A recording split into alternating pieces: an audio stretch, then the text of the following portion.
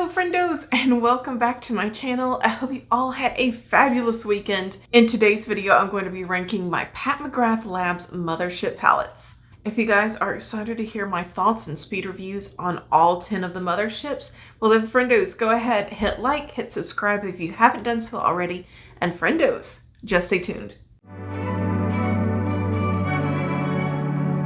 We're gonna go from least favorite to most favorite. I'm going to be sharing my thoughts and feedback along the way. I just want everyone to note that I love every single one of these palettes. There's not a single one that I would take out of my collection and not miss it. So just because something lands in a bottom spot does not mean that I don't like it. But at number 10, we have the Mothership IV Decadence palette. There she is, you guys. Now this one clearly is a very fun and creative color story. One of the reasons why this is landing so low on my list is because there's no mattes in this palette. It's all the molten and shimmer shades, and to be honest, a lot of these aren't as glittery. They're not as sparkly as some of the other Blitz Astral shades that Pat does have in her collection. These tend to be more of a molten metal. So I'm going to swatch a few of them for you so you guys can see what I'm talking about. So this plummy shade right here.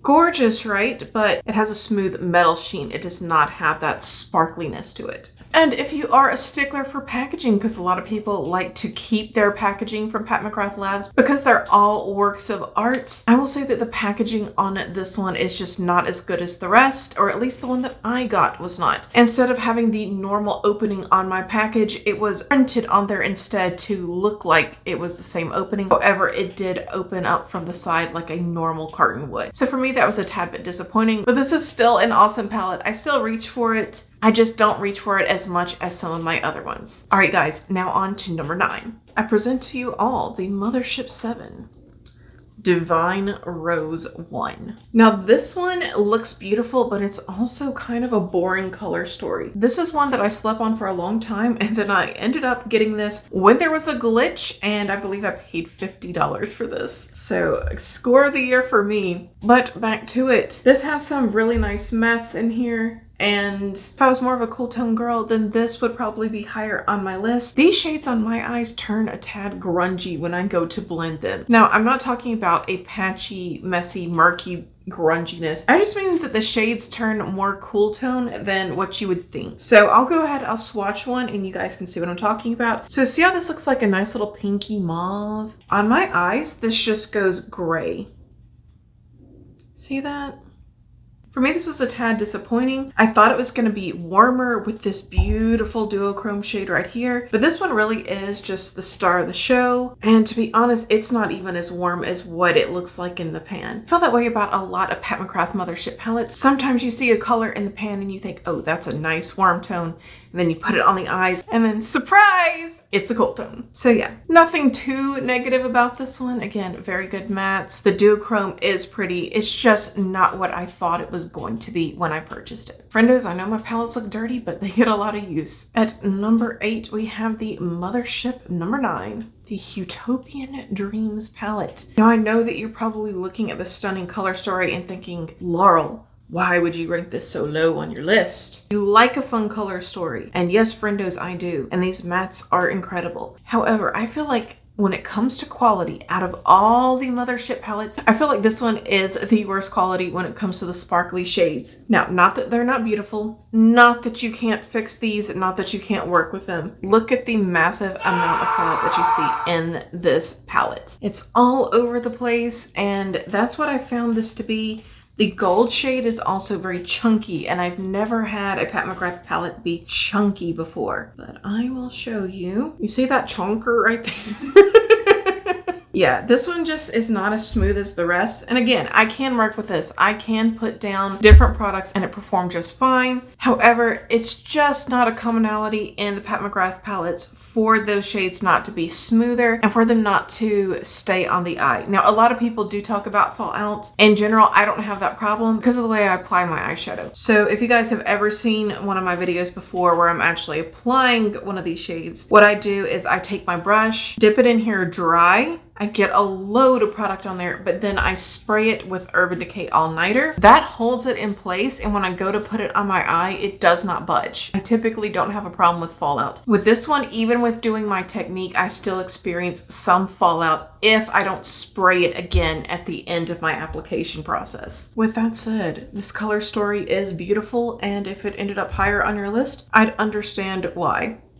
Now guys, on to number 7. We have the Mothership V Bronze Seduction. Now she is beautiful, and this one is praised as being one of the most wearable color stories from her collection. This is also one that I think is beautiful on all skin tones. There are some stunning shades in here. I'm going to show you the red to green shift. This is just divine. Look at that, you guys. So clearly I'm glad to have this in my life. However, I do think that the mattes in here are just not her best mattes. Especially this plummy shade. I have this shade and plenty of other palettes, and they all perform better than this one. This one is quite patchy, and again, it's not something that I would say of any of my other shades in a Pat McGrath palette, really. But yeah, this one is patchy. This one is not fantastic either. Just not my favorite mattes. However, the shimmers are gorgeous. This is one too where I do notice more fallout than some of the rest of the palettes. So just to show you this one. Whew. Beautiful. So beautiful. All right, friendos, let's move on to number 6. We have the Mothership VIII Divine Rose 2. Check out this color story. If you guys love pink, this is your palette. Now, I personally am not a huge fan of pink on a day-to-day basis on my eyes. However, I still love this palette. So yeah, loads of pink in here. It is beautiful. Again, pinks just aren't my favorite, but you have to see this duochrome. I couldn't put this palette away without showing this one to you. So check it out. It's like a pinky purple into a green. It's gorgeous. I have heard from other people that they feel like they struggle to create a multitude of looks with this palette. And I can kind of see why. The shades are very samey, and that could be said of a couple of her palettes, especially for this one. You're not walking away with anything that isn't a pinky look. And again, some of these look warm, but they're really not that warm. They're really more of a neutral. So even this coral shade, it's not that bright pink that you would think it would be. Still brighter than some of the other ones here, but you get my drift. So that's why it landed at number 6. Let's move on to the next. Now this is where it starts to get really hard for me to distinguish one over the other because I really just love all of these so much. But there has to be a number 5, and for this one I'm going with the Mothership II Sublime palette. So this one is gorgeous. Check out this green. It's got a wonderful black base to it. Now I wish that she had put a green in there that didn't have the black base. Maybe it had a blue base and it was a duochrome, or just a regular green. This is gorgeous, but I want more green from this palette. Also, this copper shade is phenomenal. This one just has some of the most beautiful Blitz Astral shades out of any of the palettes. Look at that. Now that one is a warm tone lover's dream. I want to swatch the other two because these two are exciting as well. Wow. But you can see this duochrome, the shade is sort of a copper to pinky, and this one is a pink to purple shift. I love these. By the way, this one right here, this one is a topper shade, so it's not as pigmented. Now at number 4, we have the Mothership III Subversive. Behold! Now this color story is gorgeous as well. It's so fun and playful. I'm glad that Pat came out with this when she did. If you are looking for the bluey purple palette, this is probably going to be your best bet. Okay, check out this shade right here. This duochrome is everything. Everything. Isn't that just blindingly gorgeous? Then we have a gold in here with the black base. It kind of gives that antique-y goldness to it. This one is so much fun to create looks with. And I'm going to show you the other pinky purple shade. Isn't that fabulous? And what I will say for some of these older palettes is that the mattes tend to be a little bit drier. They're not patchy, they're not grabby when you go to apply them. What I find difficult is picking them up out of the palette. So getting them on your brush and then onto your eye, that's where you're gonna struggle. Once it's on your eye, it's not hard to blend out. But again, it is a drier formula, so some people do point that out when they talk about the first 3 palettes to come out. But they are not bad mattes, they are opaque again. Just drier. Okay, my guys, let's move on. Now, the palette to come into 3rd place in this ranking video is the palette that I have on my eyes right now. Do you guys know what it is? It is the Mothership VI Midnight Sun. See it now? These shades are gorgeous. They are on the warmer side, but don't get it twisted. Again, if you think you're getting warm shades with these two, not so much. They really do come off more as a neutral, as you can see on my eye right here. So this is actually the red shade. I know it doesn't look like that would be the red shade, but it is. So I'm gonna show you a swatcheroo. So see, you thought that that was redder, but no, it's more of a dark brown brick red. And then for this tan shade that we see right here, again, not really a warm color story like it appears in the palette. I'm still not disappointed though. This one is very fun to create with. It is a challenging palette. Some of these shades look like they would not go together, and then some seem very obvious that they would. I like a good challenge, and I feel like I get it in this palette. Now my guys, moving on. Guys, these final 2 were extremely difficult for me to pick between, but there had to be one winner. So landing in the second to last place, we have the Mothership X Moonlit Seduction. Now guys, this color story looks like it would be boring until you go to play with it. And then you find out that there's much more than meets the eye. Well, maybe that's not the best phrasing. There's a lot to be discovered after you start playing in this palette. So these, again, they look boring, but there's a frostiness to them that is so luxurious, so beautiful. It's so high end, and the mattes are perfection in this palette. Okay, so I'm gonna swatch a few of these beauties for you guys. Again, best mattes in her entire collection, in my opinion. So we'll start out with the sparkly shades, because that, let's be real, that's the exciting stuff. Look at that. Now this frosty lavender shade. This looks so pretty over so many eyeshadows. I mean, it's gorgeous on its own, you guys can see that, but over top of a pink or purple, breathtaking. And then just to show you this gorgeous matte right here, it's purpley mauve. It is gorgeous, absolutely stunning. Then this is her peachy shade. Again, it's not as warm tone as what it looks like in the pan, but still gorgeous. This is so much fun to work with, and I really enjoy this palette. But there can only be one in first place, and that is the original Mothership I Subliminal palette.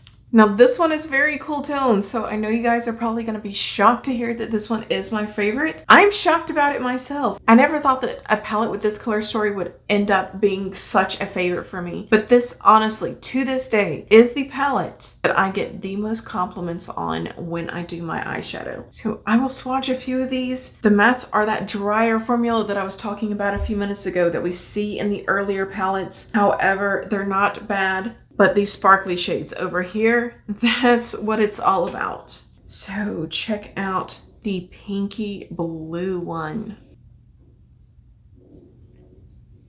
So flippin' stunning. Then I have to point out this beautiful whitish gold. I don't have this anywhere else in my palette collections, not from any other brand. This, you guys, this is like the perfect wedding gold shade. All of my other golds in my collections are more burnished. They're a little bit truer to a yellow gold. This one is just barely a gold. Love this. Also, I'm going to show you the blinding blue shade in here.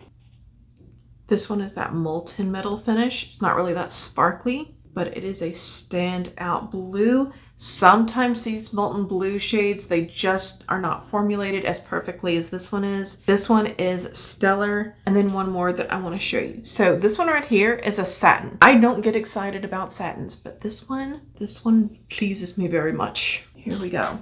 So this is the type of satin that you can actually blend into the crease and it still look beautiful. It's just so perfectly formulated. I've had this palette forever, a very long time. It has not gone bad on me. I love it, as you guys can tell. Okay, friendos, so those are my thoughts. Let me know if you own any of these palettes. If so, which ones are your favorites? Let me know if you agree with my choices or if I got it wrong. I always love to chat it up with you guys and hear your insight in the comment section down below. At this point, I want to wish you all a fabulous rest of your week. Don't forget to give this video a big thumbs up if you had fun today, if you gleaned some important knowledge, if this helped you out in your purchasing process. Also, subscribe if you haven't done so already, because if not, we'll both have to live in the sorrow of never knowing what could have been. Alright guys, have a marvelous day. Bye!